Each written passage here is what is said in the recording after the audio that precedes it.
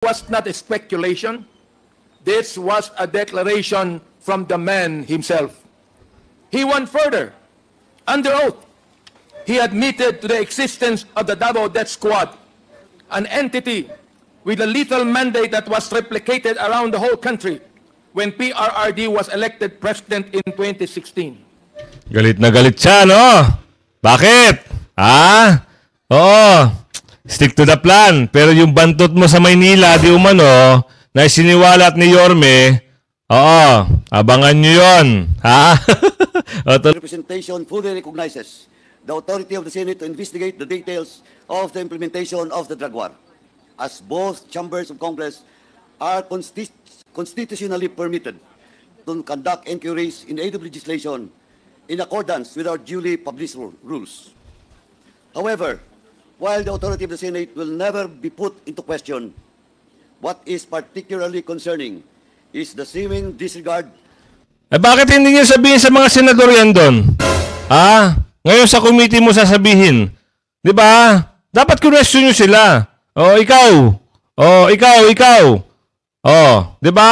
Ikaw senador ano? Di ba? Hindi mo tinanong yan. Di ba? Bakit? Tapos diyan ka maggangaw-ngaw di umano. Investigasyon. Uwe. Ang sinabi na ating lahat na kwento ay ang karamihan ng mga pinatay ay kagagawan ng mga vigilantes na hindi pa nakikilala habang ang mga natitira ay biktima naman ng legitimate police operations kung saan ang mga pinatay ay sinabing ng laban.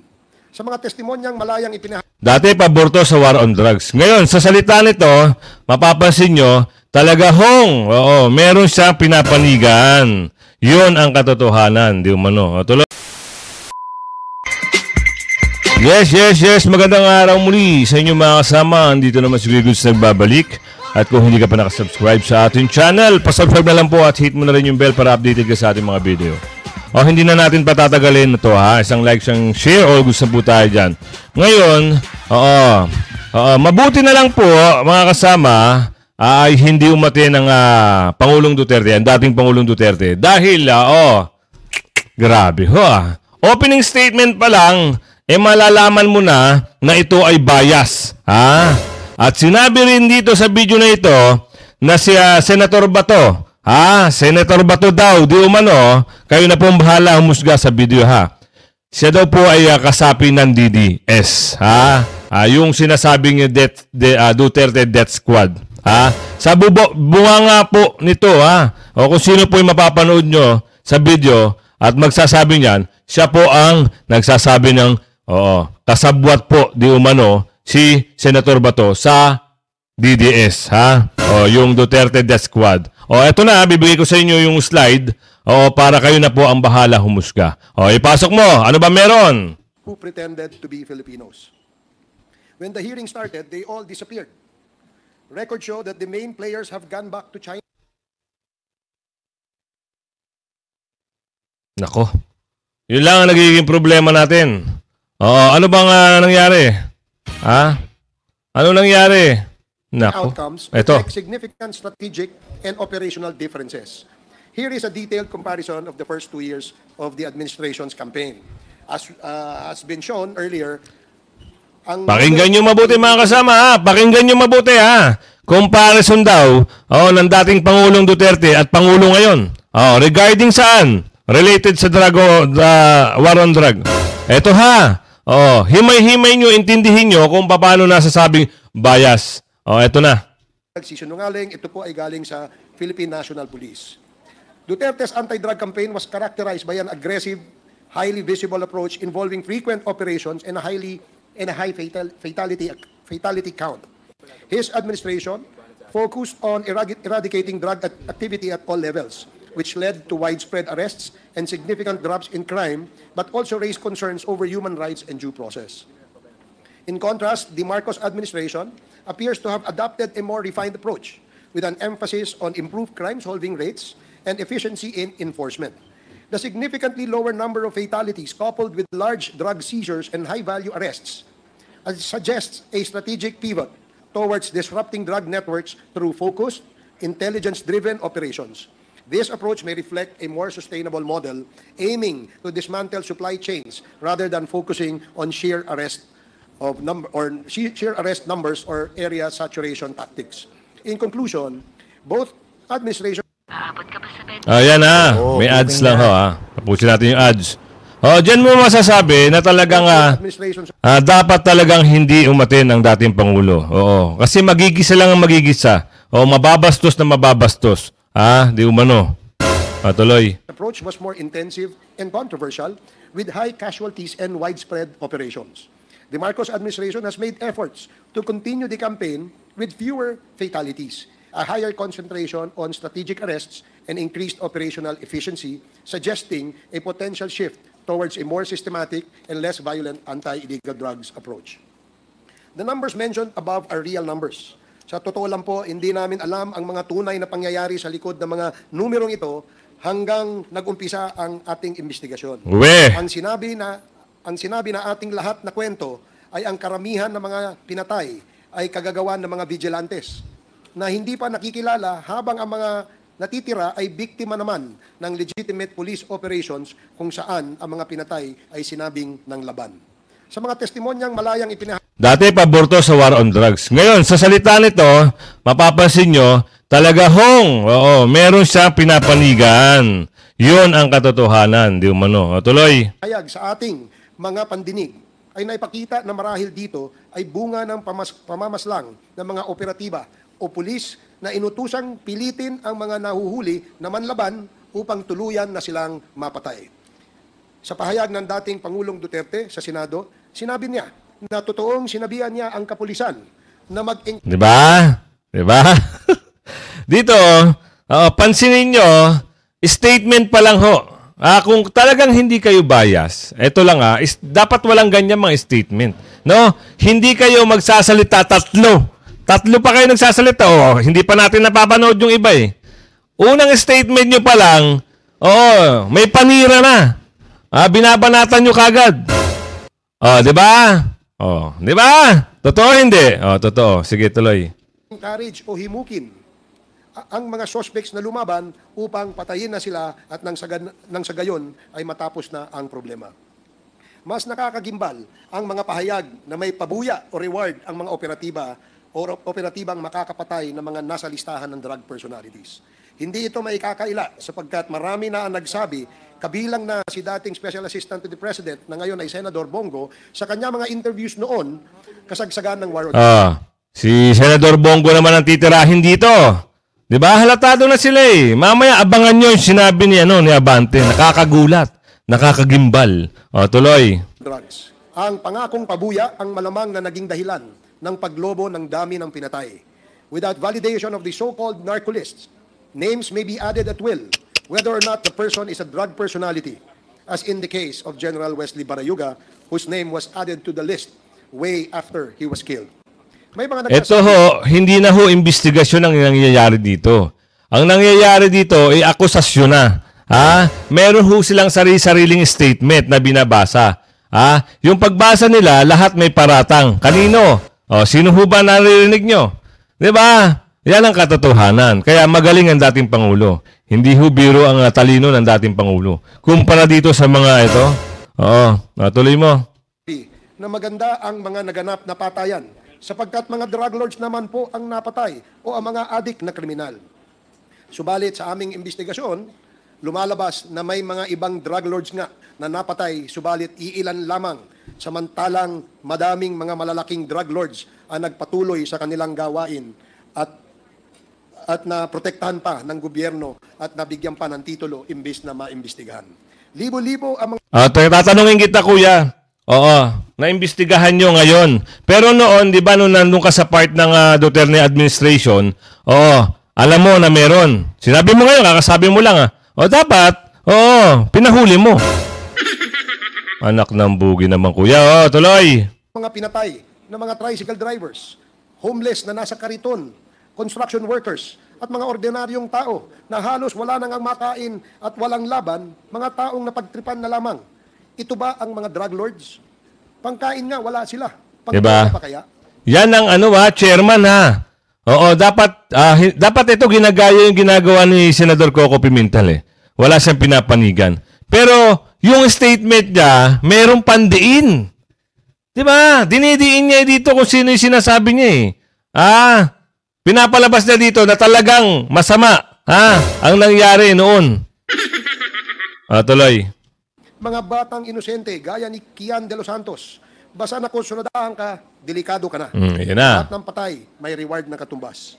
Sino ba ang ayaw maging ligtas ang ating mga lansangan sa mga masasamang elemento? Subalit kung ang mga pinalit sa mga masasamang elementong ito ay mga otoridad na naghahanap buhay, mas nakakatakot maglakad sa lansangan at baka masama ka sa missing persons or unsolved homicide cases. Ipagpalagay na natin na mga adik ang ibang pinatay. Bakit pa tayo naglaan ng daang-daang milyon sa pagtatayo ng mga drug rehab centers kung papatayin din lamang natin sila? Ito ba ang dahilan kung bakit hindi nagamit ng full capacity or in full capacity yung ating mega rehabilitation center na nandoon sa Nueva Ecija? Pag drug addict ka ba, wala ka ng karapatang mabuhay? Ito naman tanong ko sa kayo, kuya. Oo, bakit hindi nyo yung mga biktima kamo? Bakit hindi nyo utusan mag-file ng case kung meron kayo nakikita? Oo. Sasagutin niya sa kaso, sa hukuman. Pero sa inyo, hindi ako maniniwala na atin siya. Bakit? Diyan pa nga lang, opening statement pa lang ito Oo, inakusahan nyo na. Paano pa kung imbestigahan nyo at kausapin dyan? Di ba? Papahayain nyo. Di ba no? Kakaawa naman ng Pangulong Duterte. Pinagtutulungan nyo. Pero hindi kayo makakaisa. Oo. Magagaling po ang abogado at abogado ang dating Pangulong Duterte. Tuloy. Silbi sa buhay. Ang mga pinatay ay mga tatay, nanay, anak, kapatid, apo, mga miyembro ng pamilya na may mga nagmamahal. Napakinggan natin dito ang kanilang mga naulila. Sila ay kaawa-awa at kalunos-lunos. It is really sad that human lives were lost and wasted just to prove a point that we are against illegal drugs. The right to life is paramount as it is God-given and precedes all other human rights. Without life, there can be no rights. Quadcom will not sit idly by in the face of all these discoveries. We intend to get to the bottom of all these issues fairly, honestly, and truthfully. Hiningi po namin ang inyong buong pagtitiwala. Hindi po kami nag-aakusa lamang dahil sa politika o ano paman. Kayo po ang humusga. Inilalatag lamang namin ang aming mga impormasyon at katotohanan base sa mga salaysay, tunay na pangyayari at mga dokumentong nakalap sa aming mga pag-iimbestiga. Patuloy po naming babantayan at sisiya sa atin ang mga aligasyon, akusasyon at impormasyon para mapangalagaan ang ating bayan. Maraming salamat at magandang umaga po sa ating lahat. Pansinin nyo yung statement niya, di ba? Bias. Yan ang chair. Mr. Chair. Chairman ng committee ng Quadcom. Hindi niya ginagaya yung ginawa ni Senator Coco Pimentel. Di ba? Nasa gitna lang. Di ba? Eto, halos lahat sila ganun ang statement. Bakit? Malaki ba? Tuloy natin. Sino yung susunod magsasalita? Itong susunod magsasalita, ito na po yun nagsabi. May paratang na siya di umano dito. Tuloy. The next to deliver his opening remarks is the Chair of the Committee on Human Rights, Congressman Benny Abante. You are recognized. Thank you, Mr. Chair. Sa atin pong Senior Deputy Speaker, sa ating Deputy Speaker, sa aking mga co-chairs, ladies and gentlemen, colleagues at mga kababayan, magandang umaga po sa inyo lahat. We gather here once more for the 10th time, not merely to sit in one of our typical hearings, in order to file one of our usual committee reports, but for something far greater. We have convened again because we cannot and we must not lose sight of the purpose that drives us, the pursuit of justice for the victims of illegal drugs, for the victims of POGOs, and for the victims of extrajudicial killings. To help remind us of why we did it. Ito po, statement niya to. Pakiwari natin. Parang sarili niyang statement ito. Oo. Husgahan nyo kung ano yung mga pagsasabi nito. Oo. Kuya, yung ano mo, meron dyan hindi ka ba napapaso dyan? Tuloy. Dedicate so much of our time to this task. I ask you to remember the name of Kian de los Santos, that young man, that... Sinabi na yan, nabanggit din yung sa unang statement. Sino? Si Mr. Chair. Ngayon, siya rin, stick to the plan. Ika nga. Tuloy. Minor, whose life was tragically cut short by a bullet fired in the dark. We are here today for Kian and for the Alam nyo, ilang beses na binanggit yun sa mga hearing. Ilang beses na yan. Hindi na. Gas-gas na po yung statement na yon. Tuloy. the countless innocents like him who died in the name of a misguided, bloody war on drugs. Diba? To our people and to everyone here, I say, enough. Enough with the gaslighting. Enough with the distractions. Enough with the squid tactics. We cannot be knocked off course by words meant to confuse or mislead.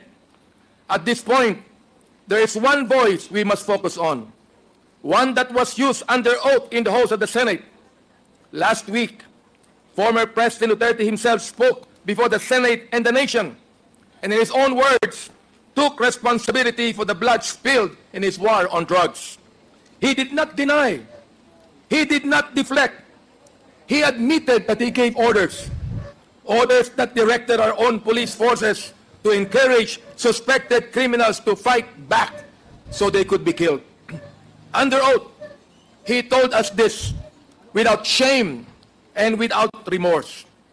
This was not hearsay. This was not a speculation. This was a declaration from the man himself. He went further.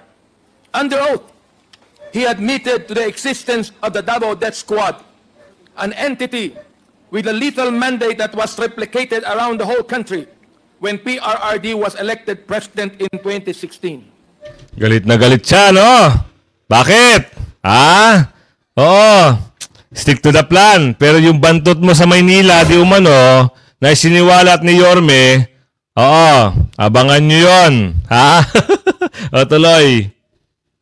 But the former president did not stop there. He pointed his finger at a sitting senator, a member of our very government, and named him a part of the DDS, not a Duterte defending senator, no, but a member of the notorious Davao Death Squad. Ano ang sinabi ni PRRD? And I quote, yung isang senador, yang nakaupo dyan, si Senator De La Rosa, Death Squad rin yan. End of quote. And now comes this familiar refrain. It was all a joke. Biro lamang daw. But I ask you, my friends and my colleagues, I ask you, who makes jokes under oath? Who laughs while mothers bury their sons?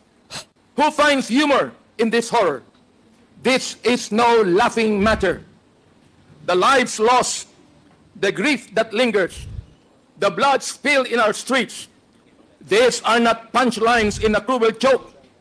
These are lives, young innocent lives taken from us. Puso mo, kuya. Baka buting ka dyan. Di umano. Surprise. Perhaps we should Huwag kang sigaw na sigaw. Hindi naman bingi mga kasama mo dyan, kuya. Diretso. not be shocked that this sacred issue, the sanctity of life, is treated so trivially. For we have seen time and time again how human life has been cheapened, how easily these men speak of death, how casually they wash their hands off the blood of the innocent. As Proverbs 31 verse 8 and 9. Ayan na, nako. Ayan na. Maniniwala ba kayo dyan? Sige, tuloy. Open thy mouth for the dumb in the cause of all such as are appointed to destruction. Open thy mouth, judge righteously, and plead the cause of the poor and needy. End of quote. We are commended. Ang galing nito magsalita ng salita ng nasa taas. Pero, yung 25 billion na sinabi ni Yorme, yun ang masama. Nasa libro ho yun. Masamang masama ho yun. Bakit ginawa nyo? Tuloy. To raise our voices for those who cannot speak, to seek righteousness for those who have been silenced, and to demand justice for those who have suffered unjustly. This, my friends, this is why we must not falter. This is why we must not rest, why we must not turn away. We have a responsibility, not only to the victims, but to our nation. We must continue this work, unyielding, unrelenting, uncompromising. Mga kasama, We have the statement of the former president. We also have testimony and evidence that corroborates what he said under oath. Now, we must hold to account those who have perpetrated these heinous crimes. Now we must ensure that the cries of the oppressed are not drowned out by laughter, that the dignity of human life is restored, and that no one, no matter how powerful, is above the law. And as we press forward, let us remember this. We do not stand here alone. We stand with Kian. We stand with his family. Oy, pakasuhan nyo. Eh bakit nandiyan pa kayo? Nagngangaw-ngaw kayo dyan. Di ba? Kung alam nyo may kaso, merong paglabag ang dating Pangulo, iakat nyo doon sa taas. Ay, di ba? Binasura na nga yan. Nahalungkat nyo pa. Kakatawa naman kayo, kuya. Tuloy. We stand with a 3-year-old killed by a stray bullet in Cebu. Hello. Sinabi na rin yan. Oo, nung nakaraang investigasyon nyo, sinabi nyo na rin yan. Hindi na maubos yan. Sa bagay, stick to the plan. Killed in Caloocan, and the death certificate showed that he died of pneumonia. We stand with a tricycle driver gunned down just because a drug lord rode in his tricycle. Ladies and gentlemen, we stand with every victim of this dark and bloody campaign. The banality of evil must come to an end. We stand for those who cannot speak, for the voices that were silenced too soon, and we stand with the promise, the solemn vow, that we will do everything in our power to ensure this never happens in our country again. So with hearts full of resolve and eyes fixated on justice, let us continue this work. For if we are to be remembered, if the 19th Congress is to be remembered, let it be not for the jokes or the gaslighting. Ang tagal mo. Our commitment to justice and our compassion for those who suffered. Tapos na. Ako naman. Kuya. Yung mga binasa mo nakaraan pa yan eh. Di ba? Statement mo pa rin yan eh. Di ba? Totoo. Saka yung sinasabi nyo na EJK, yung inimbestigahan nyo ngayon, wala na na basura na. Yung Pogo naman, na binabato nyo sa Pangulong Duterte, wala na saysay. Lahat, hindi nyo ba napapansin mga kasama, lahat na lang po, ng mga investigasyon nila, patungkol lahat sa mga Duterte. Walang iba. Diba? Ang daming issue ng bansa, ang daming pagnanakaw na nangyayari, yung mga project na nangyayari na nakukulimbat at wala namang proyekto, hindi yun ang iniimbestigahan nila. Lahat po ay patungkol sa Pangulo at kay Ate Sara. Ano bang koneksyon na investigasyon nyo? Di ba kay Ate Sara at kay Duterte? Sa Pangulong Duterte? Wala nang iba. Kaya yung mga tao, sawan-sawa na po sa inyo. No? Nababatrip na po ang mga taong bayan. Tuloy. Ano ba? Sino pa magsasalita? Yung isa, sige, pagbigyan natin. Sa inyo lahat. Thank you, Congressman Abante. The next to deliver his opening remarks is Congressman, the Chair of the Committee on Public Order and Safety, Congressman Dan Fernandez. Mr. Chairman, I have no opening remarks for today's hearing. Thank you, sir. Wow! Yan! Nakaramdam ka na, boss? Nakaramdam ka na? Iyon. Siguro na pagsabihan na to. Ng mga taga Laguna. Oo. Sabi niya, Amo, wag ka na magsalita, wag ka na mag-opening remarks. Sirang-sira na kayo. Baka yan pa ang dahilan na pagkatalo mo sa pagka-gobernador dito sa Laguna. Yan ang sabi ni Kuya Michael. Nakakaramdam na to mga kasama. Tuloy. Mr. Chairman. Thank you. The next to deliver his opening remarks is the Chair of the Committee on Public Accounts, Congressman Caraps Paduano. You are recognized. Thank you, Mr. Chairman. Good morning, everyone. The Joint Committee has conducted 10 public hearings, and over the course of these proceedings, numerous witnesses have come forward, reinforcing suspicions of widespread abuses during the Duterte administration's war on drugs. Thus, a significant question has arisen regarding the safety of these witnesses and what they stand to gain from their cooperation. First and foremost, I want to put on record that telling the truth is its own reward. There is inherent value in honesty because it upholds personal integrity, contributes to justice, and fosters trust. By coming forward, these witnesses contribute to uncovering the realities of past actions and ensuring accountability. Their testimonies play a crucial role in strengthening the integrity of our institutions and promoting justice and transparency. Nako po. Having said that, it is the obligation of the House of Representatives What? to ensure the protection and security of these witnesses. Ganun ba? Ay, bakit sinisigaw-sigawan mo? Bakit pinagsisigaw-sigawan mo habang nag-iimbestiga ka? Parang mali naman ata ngayon yung binabasa mo, bossing. Oo. Oo, nung nakaraan lang si Catalya. Oo, yung accountant ata yun, accounting, Di ba? Naku. Huwag ganun. Huwag kayong magsinungaling ngayon. Bakit? Tuloy natin. As a legislative body dedicated to uncovering the truth, the safeguarding justice, the House has a duty to support and protect those who come forward in good faith to share their testimony. The House recognizes the witnesses in sensitive inquiries may face threats, intimidation, or retaliation. As such, it is incumbent upon us to take all necessary measures to shield them from harm. Current laws does not grant the House of Representatives the authority to directly confer immunity from suit. However, we can recommend our witnesses for the Department of Justice Witness Protection Program, which offers both legal protection and additional support. By making this recommendation, we can ensure that witnesses who provide vital information are shielded from prosecution related to their testimonies. Dito, sa narinig natin ngayon mga kasama, yung dalawa, yung unang nagsalita at yung pangalawang nagsalita, talaga hong may patungkol na may patama sa dating Pangulo. Ito naman, habang nagsasalita, puro po, kabaligtaran. Sabi niya sa statement niya, lahat daw ng mga humaharap daw dyan ay respetuhin, yung mga resource person at saka mga witnesses, igagalang. Parang hindi naman natin nakikita, ano? Kaya nasabi natin puro kasinungalingan, puro kabaligtaran, Sabi nga ng kaibigan natin doon, taga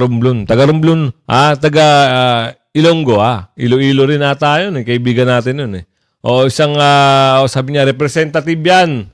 Wala na. Sino kaya? Hindi ko kasi alam kung anong party list to, alam nyo ba kung anong party list to?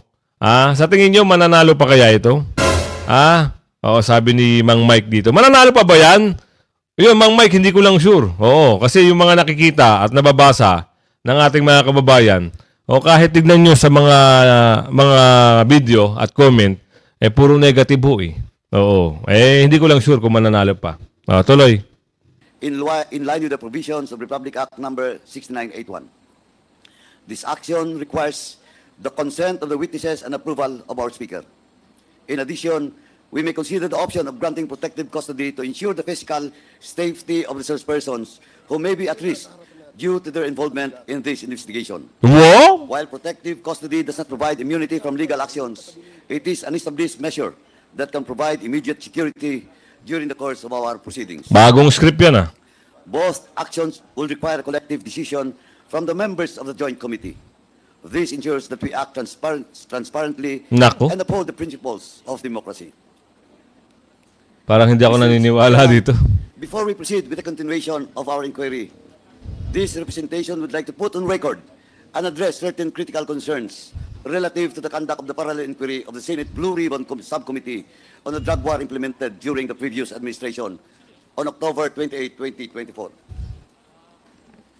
To set things into clear perspective, this representation fully recognizes the authority of the Senate to investigate the details of the implementation of the drug war, as both chambers of Congress are constitutionally permitted to conduct inquiries in aid of legislation in accordance with our duly published rules.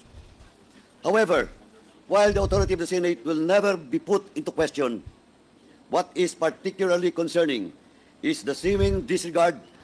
Bakit hindi niyo sabihin sa mga senador yan doon? Ngayon sa committee mo sasabihin, 'di ba? Dapat question nyo sila. Oh, ikaw. Oh, ikaw. Oh, 'di ba? Ikaw senador ano? 'Di ba? Hindi mo tinanong 'yan. Oh, 'di ba? Bakit? Tapos diyan ka maggangaw-ngaw di umano. Oh, tuloy.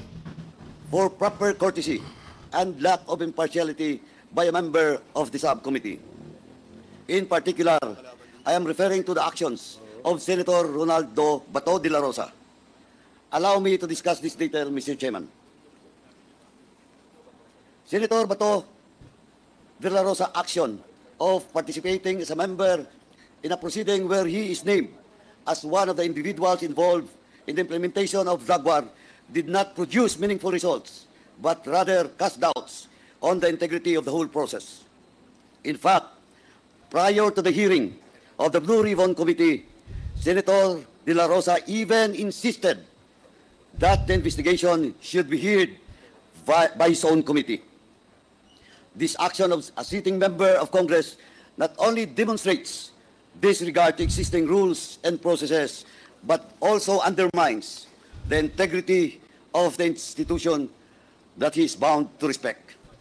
So ngayon, kinu-question mo si Senator Bato at yung mga senador doon na hindi ginawa ang kanilang trabaho, ganun ba? Ha? Eh bakit niyo pa sinabi na imbestigahan? 'Di ba? Kayo rin nag-suggest yan eh. Tapos ngayon, galit kayo. Ha? Alam nyo, boss, alam nyo, dapat, kung alam nyo na mawalang kaso, at yung utos sa inyo hindi nyo matanggihan, ay wala na kayong magagawa. Ang nangyayari po ngayon, lumalabas na po ang katotohanan. Magbasa ka ngayon sa comment ng kung sino naka-live. 'Di ba? Against who lahat sa inyo? Di umano. Kaya nakakaawa. Pag ito ang mga paniniwalaan mo, madadamay ka sa kalokohan. Buti na lang, merong mga senador na magaling. Hindi kayo pinaniniwalaan. Dahil kung umatin pala ang dating Pangulong Duterte, gisado na at papahiyain nyo pa. Yung ito yung isang video natin na talagang maswerte at hindi dumalo ang dating Pangulo. Dahil kung dumalo, bugbog. Babastusin ng di umano. Yan na, hanggang sa muli abangan nyo part 1 pa lang yan ang ating video. Yan Salamat at magandang umaga, magandang hapon, magandang gabi. Bye-bye.